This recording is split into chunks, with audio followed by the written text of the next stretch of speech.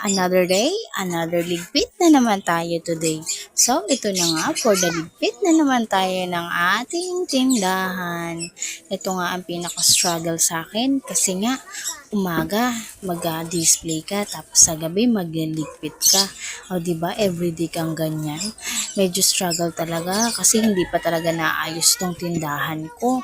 Wala pang ang bubong, wala pa din pansaraduan, kaya medyo hassle talaga. Pero wala tayong choice, kailangan natin kumita.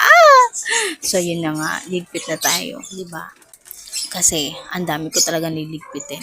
Pag madami kang display, mas madami kang liligpitin. So, ayun na nga for today's video.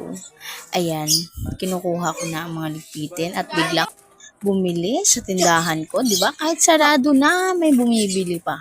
O 'di ba? Ayoko pa sana magsara kaso nga lang kailangan ko na kasi mag-aasikaso pa ako dahil maaga ang pasok ng estudyante bukas.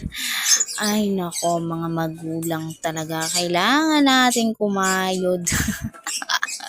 So yun na nga, ito lang naman ang aking vlog. Then wait nyo na lang ang aking next part. Bye-bye!